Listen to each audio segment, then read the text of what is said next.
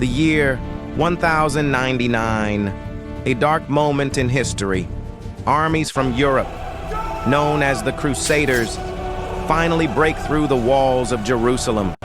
As soon as they enter the city, violence begins. The streets fill with blood. Thousands of Muslims and Jews are killed. Near the holy Al-Aqsa Mosque, bodies lie on the ground. That same day, the Crusader rulers create a new state called Kingdom of Jerusalem. For the Muslim world, this was a shocking defeat.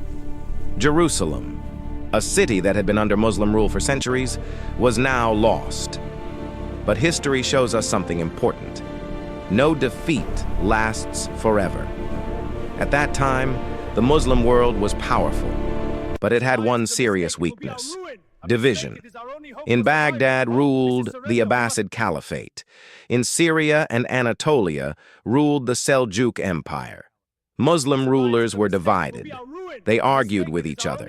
They fought for power. And the Crusaders used this weakness to build strong states across the Middle East. But history also tells us this: when oppression grows, resistance will rise. And soon, a new leader appeared.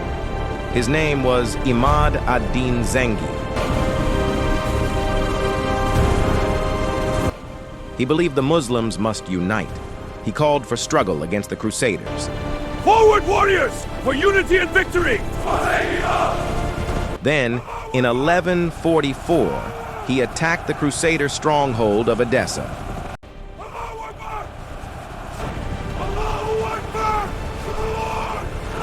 And for the first time, the Crusaders suffered a major defeat. The city was taken back.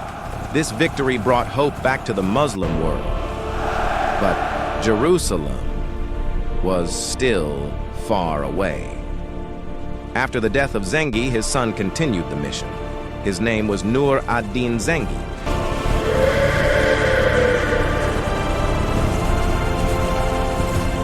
Nur ad-Din was not only a warrior, he was also a wise and just ruler. He united many cities of Syria.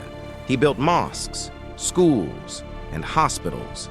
He worked to awaken unity among Muslims, but in his heart, there was only one dream: the freedom of Jerusalem. To achieve this goal, he also worked to bring Egypt into the Muslim alliance. United!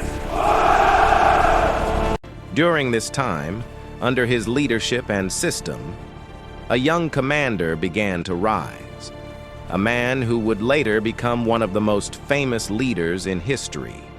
His name was Saladin.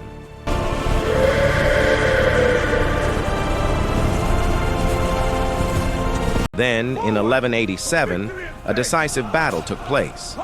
It is known as the Battle of Hattin. In this battle, the Crusader army was destroyed.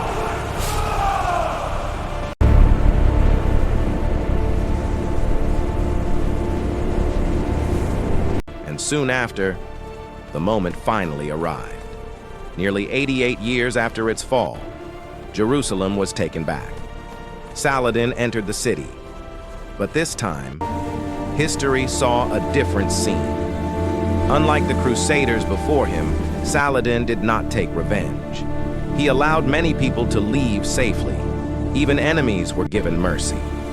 Because of this character, Saladin became known as one of the greatest leaders in history.